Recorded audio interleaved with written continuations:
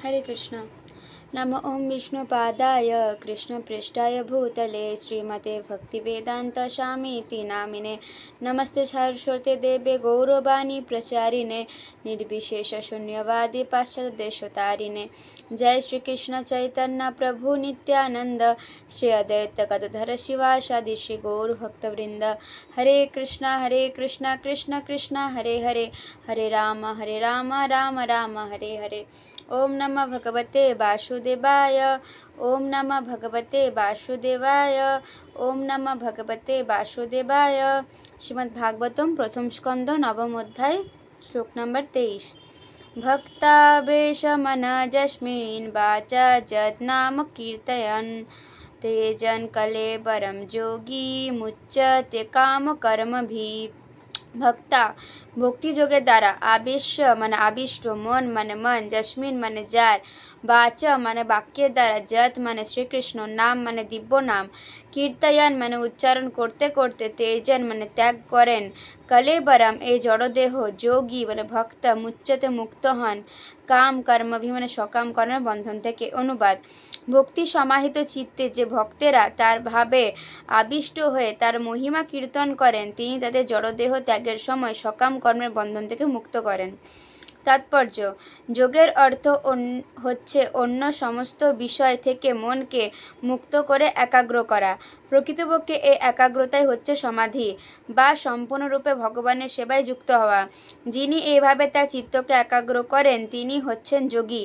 ভগবানের এই প্রকার যোগী ভক্ত ভগবানের সেবায় দিনের মধ্যে 24 ঘন্টায় যুক্ত থাকেন, যাতে শ্রবণ, কীর্তন, স্মরণ, অর্চন, বন্দন, দাস্য, সখ্য এবং তার সব কিছু ভগবানকে নিবেদন করার মাধ্যমে, আত্মসমর্পণ আদি নবদা ভক্তি যাজনের মাধ্যমে তার সমস্ত চেতনা সর্বদা ভগবানে আবিষ্ট থাকে। এইভাবে যোগ অনুশীলনের ফলে অথবা ভগবানের সঙ্গে যুক্ত হওয়ার ফলে ভগবানের কাছ থেকে স্বীকৃতি লাভ করা যায়। যে কথা শ্রীমদ্ ভগবদ্গীতায় সমাধির সর্বোচ্চ সিদ্ধির বিষয় বিশ্লেষণ করা হয়েছে। এই প্রকার দুর্লভ ভক্তকে ভগবান সমস্ত যোগীদের মধ্যে সর্বশ্রেষ্ঠ বলে বর্ণনা করেছেন।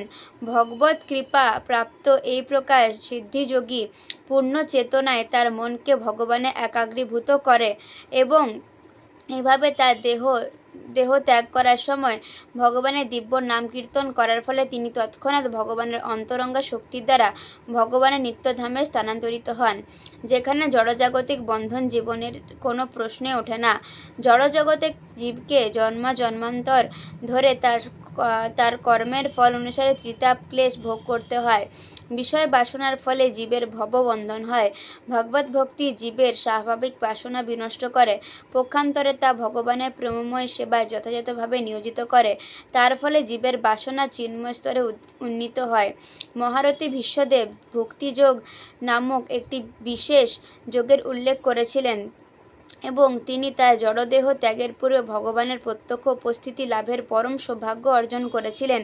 তাই তিনি পরবর্তী শ্লোকে ভগবানকে তার নয়নপথের সম্মুখে উপস্থিত থাকার বাসনা ব্যক্ত করেছেন। শ্লোক নম্বর 24। সদেব দেব ভগবান প্রতীক্ষতাম কলেবরম যাবৎ ইদম হিনৌমি অহম প্রসন্ন হাসরুণলোচন উল্লসৎমুখ অম্বুজধন পথ চতুর্ভুজ।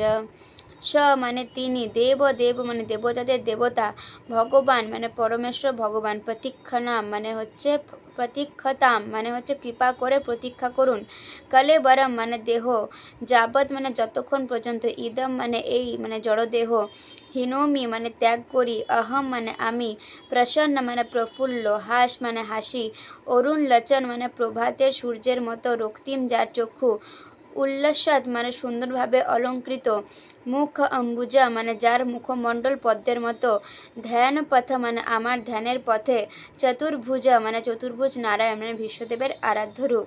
অনুবাদ: আমার প্রভু যিনি চতুর্ভুজ এবং যার বদন কমল নবোদিত সূর্যের মতো রক্তিম নেত্র ও প্রফুল্ল হাস্যের দ্বারা সুশোভিত, তিনি কৃপা করে আমার এই জড়দেহ পরিত্যাগের মুহূর্তে আমার জন্য প্রতীক্ষা করুন।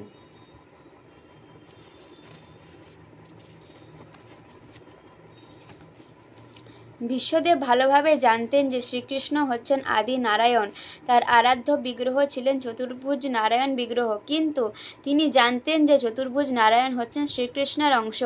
পরোক্ষভাবে তিনি চেয়েছিলেন যে শ্রীকৃষ্ণ যেন তার চতুর্ভুজ নারায়ণ রূপ প্রকাশ করেন। বৈষ্ণব তার ব্যবহারে সর্বদাই অত্যন্ত বিনীত। বিশ্বদেব যে তার দেহত্যাগের পর বৈকুণ্ঠধাম প্রাপ্ত হবে তা সুনিশ্চিত ছিল, তথাপি একজন বিনীত বৈষ্ণব রূপে তিনি মনে করেছিলেন যে তার বর্তমান দেহত্যাগের পর তিনি ভগবানকে আর দর্শন নাও করতে পারেন। তাই ভগবানের সুন্দর মুখমণ্ডল তার দেহত্যাগের সময় দর্শন করতে অভিলাষ করেছিলেন। ভগবান যদিও স্থির নিশ্চিতভাবে প্রতিশ্রুতি দিয়েছিলেন যে তার শুদ্ধ ভক্ত তার ধামে প্রবেশ করবেন, তথাপি বৈষ্ণব কখনো গর্ববোধ করেন না। এখানে বিশ্বদেব বলেছেন, যতক্ষণ পর্যন্ত না আমি দেহত্যাগ করি, তার অর্থ হচ্ছে যে সে মহারথী তার ইচ্ছা অনুসারে দেহত্যাগ করার প্রস্তুত হচ্ছিলেন। তিনি প্রকৃতির নিয়মের দ্বারা বাধ্য ছিলেন না। তিনি এতই শক্তিশালী ছিলেন যে যতদিন ইচ্ছা তিনি তার শরীরে থাকতে পারতেন। তিনি তার পিতার কাছ থেকে এই বরপ্রাপ্ত হয়েছিলেন। তিনি চেয়েছিলেন যে ভগবান যেন তার চতুর্ভুজ নারায়ণ রূপে তার সম্মুখে থাকেন, যাতে তিনি তার ধ্যান করে সমাধিস্থ হতে পারেন। তখন তার মন ভগবানের চিন্তা করে পবিত্র হয়ে যাবে। এভাবে তিনি কোথায় যাবেন সে সম্বন্ধে তার কোনো দুশ্চিন্তা ছিল না। শুদ্ধ ভক্ত কখনোই ভগবদ্ধামে ফিরে যাওয়ার জন্য উৎকণ্ঠিত নন। তিনি কেবল ভগবানের শুভ ইচ্ছার উপরে সম্পূর্ণভাবে নির্ভর করেন। ভগবান যদি তাকে নরকেও প্রেরণ করে, তাহলে তিনি একইভাবে তৃপ্ত থাকেন। ভগবানের শুদ্ধ ভক্ত কেবল একটি বাসনায় পোষণ করেন, এবং তা হলো তিনি যেন যে অবস্থাতে থাকে না কেন, তিনি যেন সর্বদা ভগবানের শ্রীপাদ পদ্মের ধ্যানে গভীরভাবে মগ্ন থাকতে পারেন। বিশ্বদেব কেবল সেটিই চেয়েছিলেন, অর্থাৎ ভগবানের ধ্যানে মগ্ন হয়ে তিনি যেন তার দেহত্যাগ করতে পারেন। এটি হচ্ছে শুদ্ধ ভক্তের সর্বোচ্চ অভিলাষ। শ্লোক নম্বর 25। সুত উবাচ যুধিষ্ঠিরতদ অকর্ণশয়ানম শরপঞ্জরে अपृच्छद्विधान धर्मान ऋषीणां च अनुसृतम्। সুত উবাচ, সুত গোস্বামী বললেন, যুধিষ্ঠির মানে মহারাজ যুধিষ্ঠির, তৎ মানে তা, অকর্ণা মানে শ্রবণ করে, শয়ানা মানে সাহিত্য, শরপঞ্জরে মানে সরসজ্জায়, অপৃচ্ছিদ মানে জিজ্ঞাসা করেছিলেন, বিবিধান মানে বিবিধ, ধর্মান মানে কর্তবাদী, ঋষিনা মানে ঋষিদের, চ মানে এবং, অনুশৃণতাম মানে শোনার পর। অনুবাদ: সুত গোস্বামী বলেন, ভীষ্মদেবের এই মর্মস্পর্শী বাক্য শ্রবণ করে মহারাজ যুধিষ্ঠির সমস্ত মহান ঋষিবর্গের সমক্ষে সরসজ্জাশায়ী ভীষ্মদেবের কাছে ধর্ম বিষয়ক বিভিন্ন কর্তব্য কর্মাদির অত্যাবশ্যক নীতি নিয়মাদি সংক্রান্ত প্রশ্ন জিজ্ঞাসা করতে লাগলেন। তাৎপর্য: ভীষ্মদেবকে এভাবে মর্মস্পর্শী স্বরে কথা বলতে দেখে মহারাজ যুধিষ্ঠির বুঝতে পেরেছিলেন যে তিনি শীঘ্রই দেহত্যাগ করবেন। ভগবান শ্রীকৃষ্ণ তখন মহারাজ যুধিষ্ঠিরকে অনুপ্রাণিত করেছিলেন তিনি যেন ধর্মতত্ত্ব সম্বন্ধে তাকে প্রশ্ন করেন। ভগবান শ্রীকৃষ্ণ বহু মহর্ষিদের উপস্থিতিতে যুধিষ্ঠির মহারাজকে বিশ্বদেবের কাছে প্রশ্ন করার জন্য অনুপ্রাণিত করার মাধ্যমে বুঝিয়েছিলেন যে বিশ্বদেবের মতো মহান ভগবত ভক্ত আপাত দৃষ্টিতে একজন বৈশেষিক মানুষের মতো জীবনযাপন করলেও মহর্ষিদের থেকে, এমনকি ব্যাসদেবের থেকেও শ্রেষ্ঠ। আর একটি বিষয় হচ্ছে যে বিশ্বদেব তখন কেবল সরস্বতীতে সাহিত্য ছিলেন না, অধিকন্তু সেই অবস্থায় তিনি অত্যন্ত বেদনাও অনুভব করেছিলেন। এরকম অবস্থায় তাকে কোনো প্রশ্ন করা উচিত ছিল না, কিন্তু শ্রীকৃষ্ণ প্রমাণ করতে চেয়েছিলেন যে তার শুদ্ধ ভক্ত দিব্য জ্ঞানের প্রভাবে দেহ ও মনে সব পূর্ণরূপে সুস্থ থাকেন। অতএব ভগবত ভক্ত যে কোনো অবস্থাতে জীবনের আদর্শ মার্গ সম্বন্ধে উপদেশ দিতে সম্পূর্ণরূপে সমর্থ। যুধিষ্ঠির মহারাজও চেয়েছিলেন যে সেখানে উপস্থিত ব্যক্তিরা যাতে বিশ্বদেবের থেকে অধিক বিজ্ঞ বলে মনে হয়েছিল তাদের প্রশ্ন না করে বিশ্বদেবের দ্বারাই তার জটিল প্রশ্নগুলি সমাধান করেন। সেই সবই হয়েছিল মহান চক্রধারী ভগবান শ্রীকৃষ্ণ ব্যবস্থাপনায়, যিনি সর্বদা তার ভক্তের মহিমা স্থাপন করেন। পিতা চান যে তার পুত্র যেন তার থেকে অধিক খ্যাতি লাভ করে। ভগবান বিশেষ দৃঢ়তা সহকারে ঘোষণা করেছিলেন যে তার ভক্তের পূজা তার পূজার থেকেও অধিক গুরুত্বপূর্ণ। শ্লোক নম্বর 26। পুরুষ স্বভাব বিহিতান যথা বর্ণম যথা আশ্রম বৈরাগ্যরাগ উপাধিভ্যাম অম্বাত উভয়লক্ষণান। পুরুষ মানে মানুষ, স্বভাব মানে গুণ অনুসারে জাত প্রকৃতি, বিহিতান মানে নির্দিষ্ট, যথা মানে অনুসারে, বর্ণ মানে বর্ণ বিভাগ, যথা মানে অনুসারে, আশ্রম মানে আশ্রম বিভাগ, বৈরাগ্য মানে ত্যাগ, রাগ মানে আসক্তি, উপাধিভ্যাম মানে উপাধি সমূহ থেকে, অম্বাত মানে বিধিবদ্ধভাবে, উভয় মানে উভয়, লক্ষণ মানে হচ্ছে লক্ষণাদি থেকে। অনুবাদ: মহারাজ যুধিষ্ঠিরের অনুসন্ধিৎসায় বিশ্বদেব প্রথম মানুষের জীবনের সম্ভাব ও যোগ্যতা অনুসারে সমস্ত বর্ণ এবং আশ্রম বিভাগের সংজ্ঞা বিবৃত করলেন। তারপর তিনি যথাক্রমে দুই শ্রেণী বিভাগের মাধ্যমে অনাসক্তির প্রতিরোধী ক্রিয়া এবং আসক্তির অন্তক্রিয়ার বর্ণনা করলেন। তাৎপর্য: স্বয়ং ভগবান কর্তৃক শ্রীমদ্ ভগবদ্ গীতায় 4 নম্বর অধ্যায় 13 নম্বর শ্লোকে প্রদত্ত চতুর্বর্ণ এবং চতুরাশ্রমের ধারণা মানুষের দিব্য গুণাবলী বৃদ্ধি করার জন্য, যাতে তারা তাদের চিন্ময় স্বরূপ অবগত হতে পারে এবং তার ফলে ভববন্ধন বা বদ্ধ জীবন থেকে মুক্ত হতে পারে। প্রায় সবকটি পুরাণে এই বিষয়টি একইভাবে বর্ণিত হয়েছে। মহাভারতের শান্তি পর্ব ৬ষ্ঠীতম অধ্যায় থেকে বিশ্বদেব কর্তৃক তা বিস্তারিত বর্ণিত হয়েছে। সভ্য মানুষের জন্য বর্ণাশ্রম ধর্মের নির্দেশ দেওয়া হয়েছে, যাতে তারা সার্থকভাবে মানব জীবন পূর্ণতা লাভের শিক্ষা গ্রহণ করতে পারে। আত্মোপলব্ধি, আহার, নিদ্রা, ভয় ও মৈথুনে রত নিম্নস্তরের পশু জীবন থেকে ভিন্ন। বিশ্বদেব সমস্ত মানুষের জন্য 9টি গুণের উপদেশ দিয়েছেন। 1. ক্রোধ না করা, মিথ্যা কথা না বলা, সম্পদ সমানভাবে বিতরণ করা, ক্ষমা করা, বিবাহিত পত্নীর মাধ্যমে কেবল সন্তান উৎপাদন করা, মন এবং শরীরে শুদ্ধ থাকা, কারোর প্রতি শত্রুভাব পোষণ না করা, সরল হওয়া, ভৃত্য ও আশ্রিতদের পালন করা। যদিও কারোর উপরোক্ত প্রাথমিক গুণগুলি না থাকে, তাহলে তাকে সভ্য বলা যায় না। আর তাছাড়া ব্রাহ্মণ মানে বুদ্ধিমান মানুষ, ক্ষত্রিয়, বৈশ্য এবং শূদ্রের অবশ্য কর্তব্য হচ্ছে বৈদিক শাস্ত্রে বর্ণিত তাদের বৃত্তি অনুসারে বিশেষ গুণাবলী অর্জন করা। বুদ্ধিমান শ্রেণী বা ব্রাহ্মণদের সবচাইতে গুরুত্বপূর্ণ গুণ হচ্ছে ইন্দ্রিয় সংযম করা। এটি নৈতিক জীবনের ভিত্তি। বিবাহিত পত্নীর সঙ্গেও যৌন সংযোগ সুনিয়ন্ত্রিতভাবে সম্পাদিত হওয়া আবশ্যক এবং তার ফলে আপনা থেকে পরিবার নিয়ন্ত্রণ করা হবে। বুদ্ধিমান মানুষ যদি বৈদিক জীবনযাত্রার ধারা অনুসরণ না করে, তাহলে তার মহান যোগ্যতা অপব্যবহার হয়। অর্থাৎ তার কর্তব্য হচ্ছে নিষ্ঠা সহকারে বৈদিক শাস্ত্র অধ্যয়ন করা। বিশেষ করে শ্রীমদ্ ভাগবত বা শ্রীমদ্ ভগবদ গীতা বৈদিক জ্ঞান লাভ করার জন্য এমন কোনো ব্যক্তির শরণাগত হওয়া উচিত যিনি সম্পূর্ণরূপে ভগবত ভক্তিতে যুক্ত। শাস্ত্রে যে সমস্ত কর্ম করতে নিষেধ করা হয়েছে, সেগুলি তার কোনো মতে আচরণ করা উচিত নয়। কোনো ব্যক্তি যদি মদ্যপান করে অথবা ধূমপান করে, তাহলে সে শিক্ষিত হতে পারে না। আধুনিক শিক্ষা ব্যবস্থায় শিক্ষকের পুঁথিগত বিদ্যারই বিচার করা হয়, তা নৈতিক জীবনের কথা বিবেচনা করা হয় না। তাই শিক্ষার ফলস্বরূপ উন্নত বুদ্ধিমত্তা নানারকম অপব্যবহার হচ্ছে। ক্ষত্রিয় বা শাসন শ্রেণীর সদস্যদের দান করার জন্য এবং কোনো পরিস্থিতিতে দান গ্রহণ না করার জন্য বিশেষভাবে উপদেশ দেওয়া হয়েছে। আধুনিক প্রশাসকেরা রাজনৈতিক কার্যের জন্য দান গ্রহণ করে থাকে, কিন্তু কোনো রাষ্ট্রীয় উৎসবে নাগরিকদের কোনো কিছু দান করে না। এটি বৈদিক শাস্ত্র নির্দেশিত ঠিক বিপরীত অবস্থা। শাসকবর্গকে শাস্ত্রজ্ঞান সম্পন্ন হতে হয়, কিন্তু তাদের কখনো শিক্ষকের বৃত্তি অবলম্বন করা উচিত নয়। শাসকদের কখনো অহিংস হওয়া অভিনয় করা উচিত নয়, যার ফলে তারা নরকগামী হয়। অর্জুন যখন কুরুক্ষেত্রে যুদ্ধক্ষেত্রে অহিংস কাপুরুষ হতে চেয়েছিলেন, ভগবান শ্রীকৃষ্ণ তখন তাকে কঠোরভাবে তিরস্কার করেছিলেন। এভাবে অহিংসা বৃত্তি গ্রহণ করার জন্য ভগবান অর্জুনকে অনার্য বা অসভ্য বলে অভিহিত করেছিলেন। শাসকবর্গকে অবশ্যই সামরিক শিক্ষায় শিক্ষিত হতে হয়। কাপুরুষদের কখনো কেবল জনসাধারণের ভোটের ভিত্তিতে রাষ্ট্রপতির পদে অধিষ্ঠিত করা উচিত নয়। প্রাচীনকালে রাজারা সকলেই ছিলেন বীর পুরুষ এবং তাই ক্ষত্রিয় রাজার বৃত্তিগত কর্তব্য সম্বন্ধে যদিও যথাযথভাবে শিক্ষা দেওয়া যায়, তাহলে রাজতন্ত্রের মাধ্যমে রাষ্ট্র শাসন করা যেতে পারে।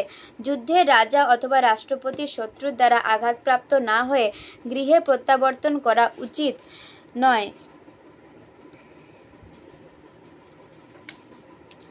এখনকার তথাকথিত সমস্ত রাজারা যুদ্ধক্ষেত্রে পর্যন্ত যায় না।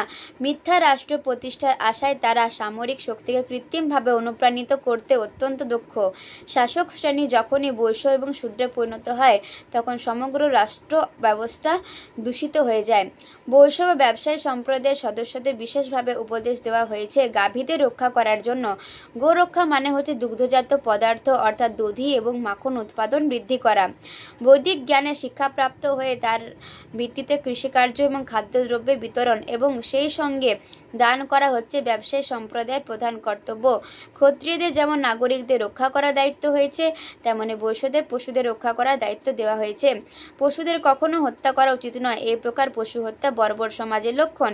মানুষদের জন্য কৃষিজাত দ্রব্য, ফল এবং দুধ হচ্ছে আদর্শ খাদ্য এবং তা পর্যাপ্ত রূপে পাওয়া যায়। মানব সমাজে কর্তব্য গৃহপালিত পশুদের রক্ষার ব্যাপারে অধিক মনোযোগ দেওয়া। শ্রমিক সম্প্রদায়ের উৎপাদন শক্তি যখন কলকারখানায় ব্যবহার করা হয় তখন তা অপব্যবহার হয়।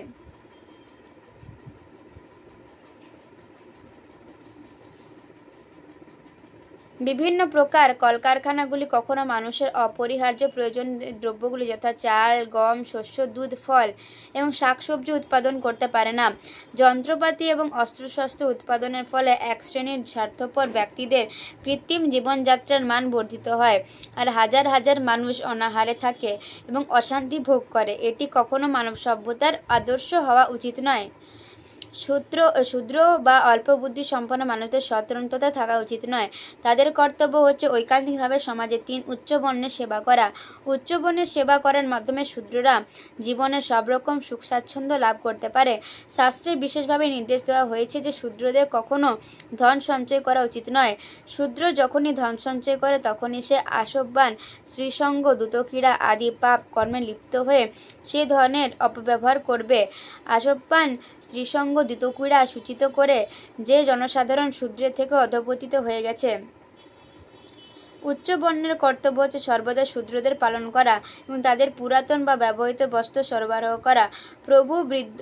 প্রভু বৃদ্ধ এবং অক্ষম হলে শূদ্রের তাকে ত্যাগ করে যাওয়া উচিত নয় এবং প্রভুর কর্তব্য হচ্ছে ভৃত্যকে সর্বদাভাবে সন্তুষ্ট রাখা। কোনো যজ্ঞের পূর্বে সর্বপ্রথম শূদ্রের প্রচুর ভোজন এবং বস্ত্রের দ্বারা সন্তুষ্ট করা উচিত। এই যুগে লক্ষ লক্ষ টাকা খরচ করে বহু উৎসবের আয়োজন করা হয়, কিন্তু দরিদ্র শ্রমিকদের ভোজন করানো হয় না, দান দেওয়া হয় না বা বস্ত্র ইত্যাদি দেওয়া হয় না। তার ফলে শ্রমিকেরা অসন্তুষ্ট হয় এবং আন্দোলন করে। এক কথায় বর্ণ হচ্ছে ভিন্ন ভিন্ন বৃত্তির বিভাগ এবং আশ্রম ধর্ম হচ্ছে আত্ম উপলব্ধির পথে প্রগতির ক্রম। তারা উভয়ে পরস্পরের সঙ্গে সম্পর্কযুক্ত এবং পরস্পরের উপর নির্ভরশীল। আশ্রম ধর্মের প্রধান উদ্দেশ্য হচ্ছে জ্ঞান এবং বৈরাগ্য জাগ্রত করা।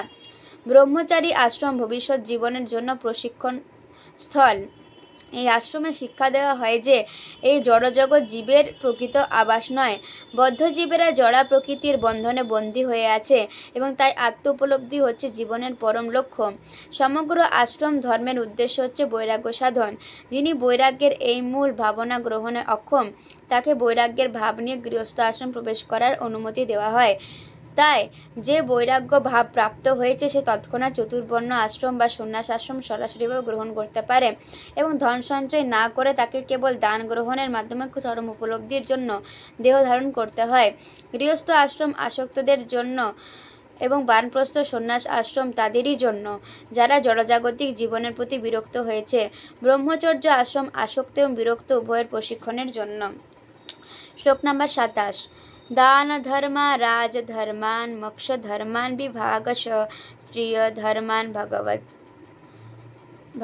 धर्मान समास बैश जोगत।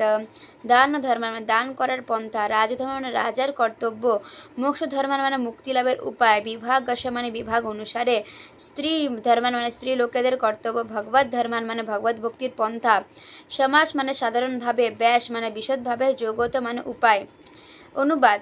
তারপর তিনি বিভাগ অনুসারে দান ধর্ম, রাজধর্ম, মোক্ষ ধর্মের সমূহ ব্যাখ্যা করলেন। তারপর তিনি স্ত্রীলোক এবং ভক্তদের কর্তব্য কর্মাদি সংক্ষিপ্ত এবং বিস্তারিত দুভাবেই বর্ণনা করলেন।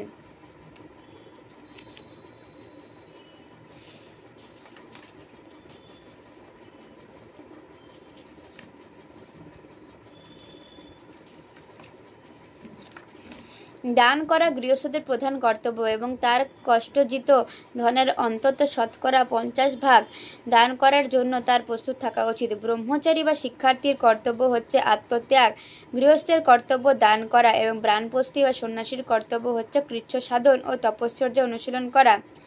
আশ্রম জীবনে বা আত্ম উপলব্ধির পথে জীবনের বিভাগসমূহে এগুলি হচ্ছে সাধারণ কর্তব্য। ব্রহ্মচর্য জীবনে যথেষ্ট শিক্ষা দেওয়া হয়, যার ফলে হৃদয়ঙ্গম করা যায় যে জগতের সব কিছুই পরমেশ্বর ভগবানের সম্পদ। তাই কেউ এই পৃথিবীর কোনো কিছুই নিজের সম্পত্তি বলে দাবি করতে পারে না। তাই গৃহস্থ আশ্রমের মানুষদের, যাদের মৈথুন সুখ উপভোগের এক প্রকার অনুমতি দেওয়া হয়েছে, তাদের ভগবানের সেবায় দান করা অবশ্য কর্তব্য। ভগবানের শক্তি থেকে সকলে শক্তি প্রাপ্ত হয়, তাই সেই শক্তির ফলস্বরূপ সমস্ত ক্রিয়া ভগবানের দিব্য প্রেমময় সেবা রূপে ভগবানকে অর্পণ করা উচিত। নদী যেমন মেঘের মাধ্যমে সমুদ্র থেকে জল সংগ্রহ করে পুনরায় সমুদ্রে গিয়ে মিলিত হয়, তেমনি পরমেশ্বর ভগবানের শক্তির উৎস থেকে লব্ধ আমাদের শক্তি ভগবানকে ফিরে দিতে হবে। সেটিই হচ্ছে আমাদের শক্তির সার্থকতা। ভগবান শ্রীমদ্ ভাগবত গীতায় 9 নম্বর অধ্যায় 27 নম্বর শ্লোকে বলেছেন যে আমরা যা কিছু কার্য করি, যে কোনো তপস্যা করি, যে কোনো যোগ অনুষ্ঠান করি, যাই কিছু খাই বা যা কিছুই দান করি, তা সবই তাকে ভগবানকে নিবেদন করা অবশ্যই কর্তব্য। সেটি আমাদের ধার করা শক্তির যথার্থ সদ্ব্যবহারের পন্থা। যখন আমাদের শক্তি এভাবে আমরা ব্যবহার করি, তখন আমাদের শক্তি জড়জাগতিক কলুষ থেকে মুক্ত হয়। এভাবে আমরা ভগবানের সেবা করার স্বাভাবিক জীবন লাভ করার সুযোগ্য হই। রাজধর্ম রাজনৈতিক কর্তৃত্ব লাভের জন্য আধুনিক কূটনীতি থেকে ভিন্ন এক মহান বিজ্ঞান। এই পন্থার মাধ্যমে রাজাদের শিক্ষা দেওয়া হতো একজন সাধারণ কর সংগ্রাহক না হয়ে একজন দানবীর হওয়া। তাদের শিক্ষা দেওয়া হতো প্রজাদের সমৃদ্ধির জন্য কেবল বিভিন্ন প্রকার যোগ অনুষ্ঠান করার। প্রজাদের মুক্তি লাভের পথে পরিচালিত করা ছিল রাজাদের সবচাইতে বড় কর্তব্য। পিতা, গুরু এবং রাজাকে কখনোই তাদের উপর নির্ভরশীল ব্যক্তিদের জন্ম মৃত্যু জরাব্যাধির বন্ধন থেকে মুক্তির পথে পরিচালিত করার বিষয়ে উদাসীন বা দায়িত্বহীন হওয়া উচিত নয়। যখন এই প্রাথমিক কর্তব্য যথাযথভাবে সম্পাদিত হয়, তখন আর জনসাধারণের দ্বারা রচিত গণতান্ত্রিক সরকারের প্রয়োজন হয় না। আধুনিক যুগে ভোট আদায় করার মাধ্যমে সাধারণ মানুষ প্রশাসনিক পদ অধিকার করে, কিন্তু রাজাদের প্রাথমিক কর্তব্য সম্বন্ধে তারা কখনো কোনো রকম শিক্ষালাভ করে না এবং সকলের পক্ষে সেই শিক্ষালাভ করা সম্ভবও নয়। এই পরিস্থিতিতে অনভিজ্ঞ প্রশাসকেরা প্রজাদের সর্বতভাবে সুখী করার পরিবর্তে এক ভয়ঙ্কর বিশৃঙ্খলা সৃষ্টি করে। এই সমস্ত অনভিজ্ঞ প্রশাসকেরা ধীরে ধীরে চোর এবং প্রবঞ্চকে পরিণত হয় এবং সর্বতভাবে অকেজ এবং ভারাক্রান্ত একজন পরিচালনার জন্য ক্রমাগত কর বৃদ্ধি করতে থাকে। প্রকৃতপক্ষে যোগ্য ব্রাহ্মণদের কর্তব্য হচ্ছে মনুসংহিতা এবং পরাশর মুনি ধর্মশাস্ত্র আদি শাস্ত্রের ভিত্তিতে রাজাদের যথাযথভাবে রাজ্য শাসন করার জন্য উপদেশ দেওয়া। একজন যথার্থ রাজা সাধারণ জনগণের আদর্শ, এবং রাজা যদি পুণ্যবান বা ধর্মপরায়ণ, বীর্যবান এবং উদার হন, তাহলে নাগরিকেরা তাকে অনুসরণ করে। এই প্রকার রাজা কখনোই প্রজাদের অর্থে প্রতিপালিত একজন অলস কামুক ব্যক্তি নয়। পক্ষান্তরে তিনি সর্বদা চোর এবং দস্যুদের হত্যা করতে প্রস্তুত থাকেন। পুণ্যাত্মা রাজারা কখনোই অর্থহীন অহিংসা নামে দস্যু এবং চোরদের প্রতি কৃপাপরায়ণ হন না। তারা তাদের এমনভাবে দণ্ডদান করতেন যাতে ভবিষ্যতে কেউই সেরকম অপকর্ম করতে সাহস না করে। আজকাল যেমন চোর এবং ডাকাতেরা রাজ্য পরিচালনা করে, তখন তা মোটেই হতো না। কর সংগ্রহের পন্থা ছিল অত্যন্ত সরল। কাউকে কখনোই জোর করা হতো না এবং পরের সম্পত্তিতে অবৈধভাবে হস্তক্ষেপ করা হতো না। প্রজাদের উৎপাদনের 1/4 গ্রহণ করার অধিকার রাজার ছিল। রাজার প্রজাদের সম্পত্তির 1/4 দাবি করতে পারতেন। প্রজারা তা দিতে নারাজ হতো না, কেননা পুণ্যাত্মা রাজা এবং ধর্মীয় ঐক্যের ফলে শস্য, ফল, ফুল, রেশম, সুতা, দুধ, মণিরত্ন, ধাতু ইত্যাদি প্রাকৃতিক সম্পদ যথেষ্ট পরিমাণে উৎপাদন হতো। তাই জড়জাগতিক দিক দিয়ে কেউই অসুখী ছিল না। প্রজারা কৃষি এবং পশুধনে সমৃদ্ধ ছিল, তাই তাদের যথেষ্ট শস্য, ফল, দুধ ছিল এবং তাদের সাবান, প্রসাধন, সিনেমা এবং মদিরালয়ের কোনো রকম কৃত্রিম প্রয়োজন ছিল না। রাজাকে দেখতে হতো যে মানুষের সঞ্চিত শক্তি যাতে যথাযথভাবে ব্যবহার হয়। মানব শক্তির উদ্দেশ্য হচ্ছে আত্ম উপলব্ধি, পশু প্রবৃত্তিগুলি চরিতার্থতা নয়। সরকারের সমস্ত পরিকল্পনায় বিশেষ উদ্দেশ্য সাধনের জন্যই ছিল। সেই জন্য রাজা যথাযথভাবে মন্ত্রীদের মনোনয়ন করতেন, ভোটের ভিত্তিতে নয়। মন্ত্রীদের, সেনাপতিদের, এমনকি সাধারণ সৈনিকদের মনোনয়ন করার হতো ব্যক্তিগত যোগ্যতার ভিত্তিতে, এবং তাদের পদে নিযুক্ত হওয়ার পূর্বে রাজা তাদের পর্যবেক্ষণ করতেন। রাজা বিশেষভাবে সতর্ক থাকতেন যাতে তপস্বীদের বা পরমার্থিক জ্ঞান অর্জনের জন্য যারা সবকিছু ত্যাগ করেছেন তাদের যেন কখনো কোনো রকম অশ্রদ্ধা না করা হয়।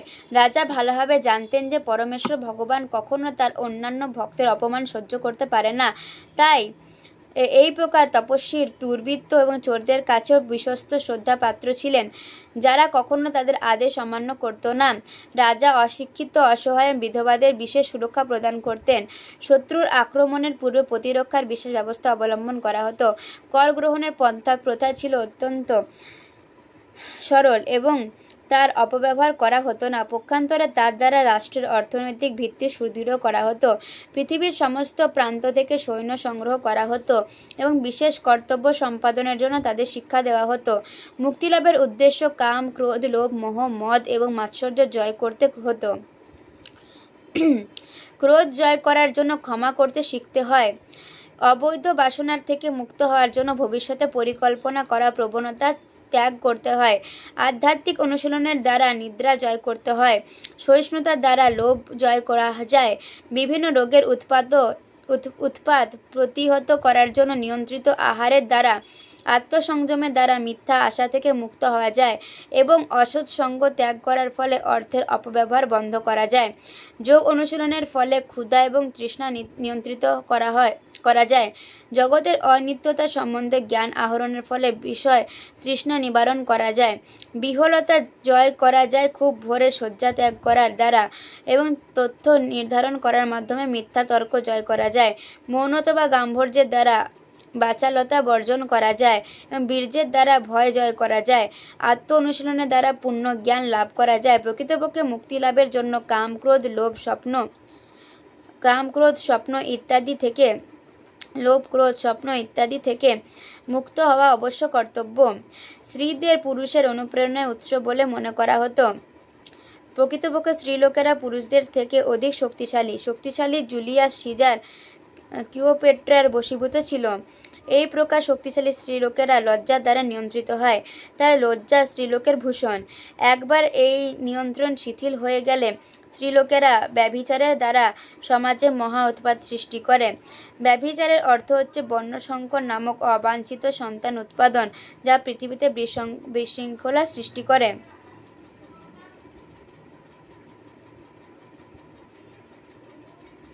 বিশ্বদেবের উপদেশ শেষ বিষয়টি ছিল ভগবানকে প্রসন্ন করার পন্থা। প্রতিটি জীবই ভগবানের নিত্যদাস, এবং জীব কখনো সে কথা ভুলে যায় তখন সে ভবসাগরে পতিত হয়। ভগবানের প্রসন্নতা বিধানের সরল পন্থা, বিশেষ করে গৃহস্থদের পক্ষে গৃহে ভগবানের শ্রীবিগ্রহে প্রতিষ্ঠা করা। শ্রীবিগ্রহে মনকে একাগ্রীভূত করে দৈনন্দিন কার্য সম্পাদন করা যায়। গৃহে অর্চা, বিগ্রহের পূজা, ভক্তের সেবা, শ্রীমদ্ ভাগবত শ্রবণ, পবিত্র স্থানে বাস এবং ভগবানের নাম কীর্তন, এই সমস্ত কার্যগুলি সম্পাদন করতে বহু অর্থ ব্যয় করতে হয় না, অথচ তার দ্বারা ভগবানের প্রসন্নতা বিধান করা যায়। এভাবে এই বিষয়ে পিতামহ তার পৌত্রদের উপদেশ দিয়েছিলেন। শ্লোক নম্বর 28। ধর্ম অর্থ কাম মোক্ষান চ সহ উপয়ান যথা মুনে নানা অক্ষান ইতিহাসেষু বর্ণায়াম আশু তত্ত্ববিদ। ধর্ম মানে বৃত্তিগত কর্তব্যকর্ম, অর্থ মানে অর্থনৈতিক উন্নতি, কাম মানে বাসনার চরিতার্থতা, মোক্ষান মানে চরম মুক্তি, চ মানে এবং, সহ মানে সহ, উপায়ান মানে উপায়াদি, যথা মানে যেমন, মুনে মানে হে ঋষি, নানা মানে বিভিন্ন, অক্ষান মানে ঐতিহাসিক বর্ণনাদি, ইতিহাসেষু মানে ইতিহাসে, বর্ণায়াম আশ মানে বর্ণনা করেছিলেন, তদ্বিদ মানে হচ্ছে তত্ত্বজ্ঞ। অনুবাদ: হে ঋষি, তারপর ধর্ম, অর্থ, কাম এবং মোক্ষ লাভের উপায়াদি যথাপূর্বক বর্ণনা প্রসঙ্গে তত্ত্বজ্ঞ ভীষ্মদেব ইতিহাস থেকে দৃষ্টান্ত উল্লেখ করে বিভিন্ন বর্ণ এবং আশ্রমের কর্তব্য কর্ম সম্বন্ধে বিবৃত করেছিলেন। তাৎপর্য: পুরাণ, মহাভারত, রামায়ণ আদি বৈদিক শাস্ত্রে যে সমস্ত ঘটনা উল্লেখ করা হয়েছে সে সমস্তই ঐতিহাসিক তথ্য বা যা পুরাকালে ঘটেছিল। এই সমস্ত তথ্যগুলি অনেক সময় কালে ক্রম অনুসারে বর্ণিত না হয়ে থাকতে পারে, কিন্তু তথাপি সেগুলি বাস্তব তথ্য ছাড়া আর কিছুই নয়। সাধারণ মানুষের জন্য উপদেশমূলক হওয়ার ফলে এই সমস্ত তথ্যগুলি কালের পরিপ্রেক্ষিতে ধারাবাহিক রূপে না করে লিপিবদ্ধ করা হয়েছে। আর তাছাড়া সেগুলি ঘটেছিল বিভিন্ন লোকে, এমনকি বিভিন্ন ব্রহ্মাণ্ডে, এবং তাই সেই সমস্ত বর্ণনাগুলি কখনো কখনো 3টি মাত্রায় মাপা হয়েছে। সেই সমস্ত ঘটনার উপদেশমূলক শিক্ষাই আমাদের গ্রহণীয় বিষয়, যদিও তা আমাদের সীমিত উপলব্ধিতে ধারাবাহিকভাবে মনে নাও থাকতে পারে। যুধিষ্ঠির মহারাজের বিভিন্ন প্রশ্নের উত্তরে ভীষ্মদেব সেই প্রকার ঘটনায় বর্ণনা করেছেন। শ্লোক নাম্বার 29। ধর্মম প্রবদত তস্য কাল প্রত্যুপস্থিতো যো যোগিন ছন্দমৃত বাঞ্ছিত তু উত্তরায়ণ।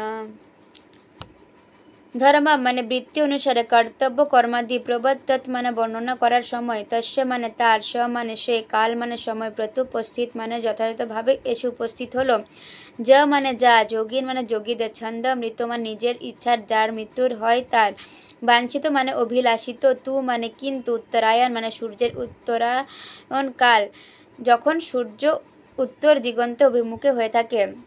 অনুবাদ: যখন বৃত্তি অনুযায়ী কর্তব্যকর্ম বিষয়ে ভীষ্মদেব উপদেশ দিচ্ছিলেন তখন সূর্যের গতিপথ উত্তর গোলার্ধে অভিমুখে হয়। সিদ্ধ যোগীরা যারা তাদের ইচ্ছা অনুযায়ী মৃত্যুবরণ করতে চায় তারা এই বিশেষ সময়টি অভিলাষ করে থাকেন।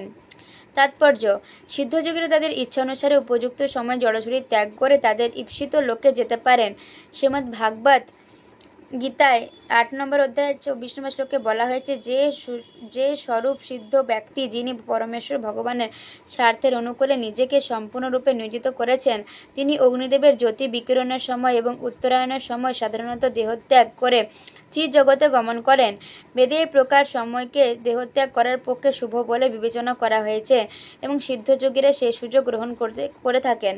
যোগ সিদ্ধির অর্থ হচ্ছে এই প্রকার উচ্চতর মানসিক অবস্থা প্রাপ্ত হওয়া যার ফলে ইচ্ছা অনুসারে শরীর ত্যাগ করা যায়।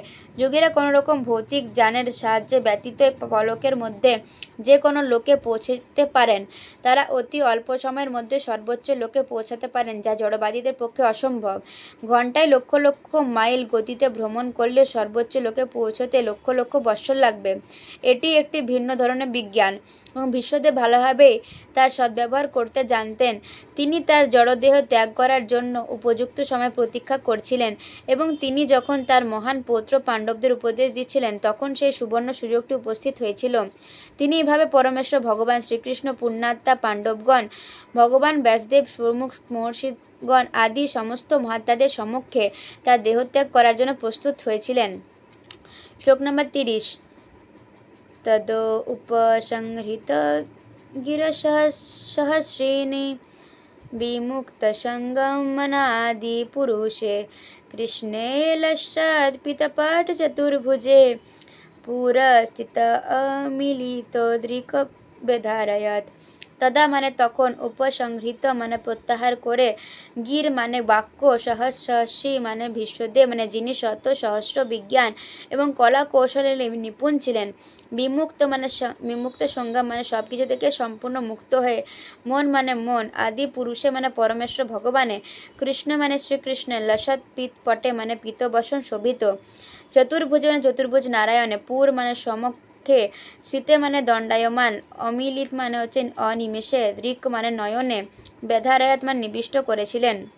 অনুবাদ: অবিলম্বে সে ব্যক্তিটি যিনি সহস্র অর্থ সমন্বয়ে বিভিন্ন বিষয়ে উপদেশ দিতেন, যিনি সহস্র সহস্র রণাঙ্গনে সংগ্রাম করেছিলেন এবং সহস্র সহস্র মানুষকে রক্ষা করেছিলেন, তিনি বাক্য রোধ করলেন এবং সমস্ত বন্ধন থেকে সম্পূর্ণভাবে মুক্ত হয়ে সমস্ত বিষয় থেকে তার মন প্রত্যাহার করে নিলেন। তার নয়ন সম্মুখে যে দীপ্তিময় উজ্জ্বল পীত বসনধারী চতুর্ভুজ আদি পরম পুরুষ ভগবান শ্রীকৃষ্ণ দাঁড়িয়েছিলেন তার দিকে তখন প্রসারিত নির্নিমেষ দৃষ্টি নিবদ্ধ করে রইলেন। তাৎপর্য: তার জড়শরীর ত্যাগ করার গুরুত্বপূর্ণ মুহূর্তে বিশ্বদেব মনুষ্য জীবনের গুরুত্বপূর্ণ উদ্দেশ্যের এক মহান দৃষ্টান্ত স্থাপন করেছেন। মৃত্যুর সময় যে বিষয় মানুষকে আকৃষ্ট করে সে অনুসারে তার পরবর্তী জীবন শুরু হয়। তাই কেউ যদি পরমেশ্বর ভগবান শ্রীকৃষ্ণের চিন্তায় মগ্ন হন তাহলে তিনি যে নিশ্চিতভাবে ভগবানের ধামে ফিরে যাবেন সে সম্বন্ধে কোনো সন্দেহ নেই। সে কথা শ্রীমদ্ ভগবদ্গীতায় প্রতিপন্ন হয়েছে। 8 নম্বর অধ্যায় 5 নম্বর শ্লোক থেকে 15 নম্বর শ্লোকে। 5. মৃত্যুর সময় যিনি আমাকে স্মরণ করে দেহত্যাগ করে তিনি তৎক্ষণাৎ আমার ভাবই প্রাপ্ত হন, এই বিষয়ে কোনো সন্দেহ নেই। 6. মৃত্যুর সময় যিনি যে ভাব স্মরণ করে দেহত্যাগ করেন তিনি সেভাবে ভাবিত তত্ত্বকে লাভ করেন। 7. অতএব হে অর্জুন, সর্বদা আমাকে স্মরণ করে তোমার স্বভাব বিহিত যুদ্ধ করো, তাহলে আমাতে তোমার মন ও বুদ্ধি অর্পিত হবে এবং নিঃসন্দেহে তুমি আমাকে লাভ করবে। 8. হে পার্থ, অভ্যাস যোগে যুক্ত হয়ে অন্যান্যগামী চিত্তে যিনি আমার ধ্যান করেন তিনি অবশ্যই আমাকেই প্রাপ্ত হবেন। 9. সর্বজ্ঞ সনাতন নিয়ন্তা সূক্ষ্ম থেকে সূক্ষ্মতর সকলে বিধাতা জড়বুদ্ধির অতীত অচিন্ত পুরুষ রূপে পরমেশ্বর ভগবানের ধ্যান করা উচিত। তিনি সূর্যের মতো জ্যোতির্ময় এবং এই জড়া প্রকৃতির অতীত। 10. যিনি মৃত্যুর সময় অচঞ্চল চিত্তে ভক্তি সহকারে পূর্ব যোগ অভ্যাস বশত ভ্রুযুগলের মধ্যে প্রাণকে স্থিত করে পরমেশ্বর ভগবানকে স্মরণ করেন তিনি অবশ্যই সেই দিব্য পরম পুরুষকে প্রাপ্ত হন। 11. বেদবিদ পণ্ডিতেরা যাকে অক্ষর বলে অভিহিত করেন, বিষয়াসক্তি শূন্য সন্ন্যাসীরা যাকে লাভ করেন, ব্রহ্মচারীরা যাকে লাভ করার ইচ্ছায় ব্রহ্মচর্য পালন করেন, তার কথা আমি তোমাকে বলবো। 12. ইন্দ্রিয় সবকটির দ্বার সংযত করে মনকে হৃদয়ে নিরুদ্ধ করে ভ্রুদ্বয়ের মধ্যে প্রাণ স্থাপন করে যোগে স্থিত হতে হয়। 13. যোগাভ্যাসে প্রবৃত্ত হয়ে পবিত্র ওমকার উচ্চারণ করতে করতে কেউ যদি পরমেশ্বর ভগবানকে স্মরণ করে দেহত্যাগ করেন তিনি অবশ্যই পরমা গতি লাভ করেন। 14. যিনি একাগ্র চিত্তে কেবল আমাকে নিরন্তর স্মরণ করেন আমি সেই নিত্যযুক্ত ভক্তিযোগীদের কাছে সুলভ হই। 15. মহাত্মাগণ ভক্তিপরায়ণ যোগীগণ আমাকে লাভ করে আর এই দুঃখপূর্ণ নশ্বর সংসারে পুনরায় জন্মগ্রহণ করে থাকেন।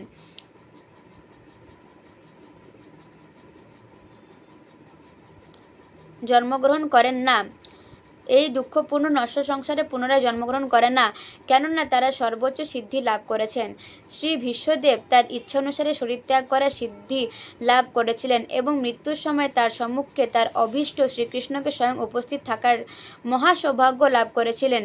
তাই তিনি তার উন্মিলিত নেত্র তার উপর নিবদ্ধ করেছিলেন।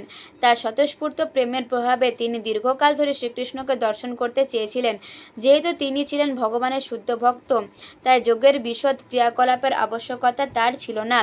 সরল ভক্তিযোগে সিদ্ধি লাভের জন্য যথেষ্ট। তাই প্রেমাস্পদ পরম পুরুষ শ্রীকৃষ্ণকে দর্শন করাই ছিল ভীষ্মদেবের ঐকান্তিক বাসনা এবং ভগবানের কৃপায় শেষ নিঃশ্বাস ত্যাগ করায় মুহূর্তে ভীষ্মদেবের সে সৌভাগ্য হয়েছিল। শ্লোক নম্বর 31. বিশুদ্ধয়া ধারণয়া হত শুভ তৎ ঈক্ষয়া এব আশু গতযুধশ্রম নিবৃত সর্ব ইন্দ্রিয়বৃত্তি বিভ্রম তুষ্টাবয়ন্নম বিসর্জন জনার্দনম। বিশুদ্ধয়া মানে নির্মল, ধরানয়া মানে ভাবনার দ্বারা, হত অশুভ মানে জড় অস্তিত্বের অশুভ বিষয়সমূহ যিনি হ্রাস করেছেন, তৎ মানে তাকে, ঈক্ষয়া মানে দর্শনের দ্বারা, এব মানে সহজে, অশু মানে শীঘ্র, গতা মানে দূর হয়ে যাওয়া, যুধ মানে বাল সমূহ থেকে, শ্রম মানে ক্লান্তি, নিবৃত্ত মানে নিরস্ত, সর্ব মানে সমস্ত, ইন্দ্রিয় মানে ইন্দ্রিয়াদি, বৃত্তি মানে কার্যকলাপ, বিভ্রম মানে বিবিধভাবে যুক্ত হয়ে, তুষ্টাব মানে স্তব করেছিলেন, জন্ম মানে জড় পিঞ্জর, বিসৃজন মানে ত্যাগ করার সময়, জনার্দন মানে সমস্ত জীবের নিয়ন্তাকে। অনুবাদ: বিশুদ্ধ ধ্যানে মগ্ন হয়ে ভগবান শ্রীকৃষ্ণকে দর্শন করার ফলে তিনি জড় জাগতিক সমস্ত অশুভ বিষয় থেকে তৎক্ষণাৎ মুক্ত হয়েছিলেন এবং স্বরাঘাতে প্রাপ্ত সমস্ত দৈহিক বেদনার উপশম হলো। এভাবে তার ইন্দ্রিয়াদির বাহ্যিক কার্যকলাপ তৎক্ষণাৎ রুদ্ধ হয়ে গিয়েছিল এবং তিনি তার জড়দেহ পরিত্যাগের সময় সমস্ত জীবের নিয়ন্তার উদ্দেশ্যে অপ্রাকৃতিকভাবে স্তব করতে লাগলেন।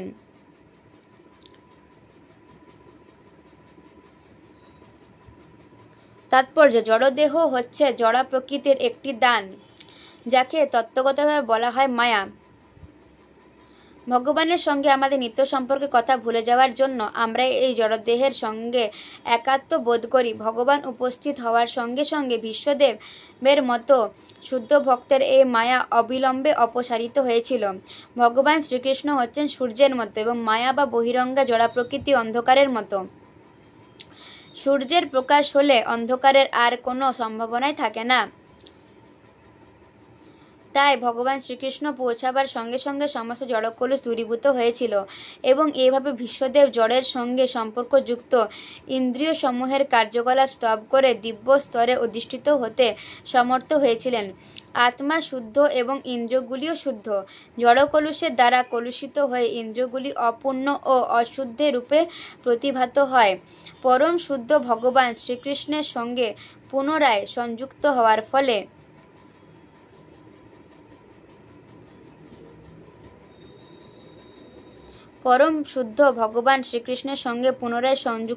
ফলে ইন্দ্রিয়গুলি জড়কলুষ থেকে মুক্ত হয়। বিশ্বদেব ভগবানের উপস্থিতির ফলে তার জড় শরীর ত্যাগ করার পূর্বেই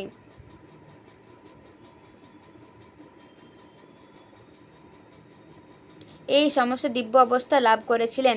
ভগবান সমস্ত জীবের নিয়ন্তা এবং হিতকারী, সেটি সমগ্র বেদের সিদ্ধান্ত। সমস্ত নিত্য জীবসমূহের মধ্যে তিনি হচ্ছেন পরম নিত্য এবং পরম চেতন।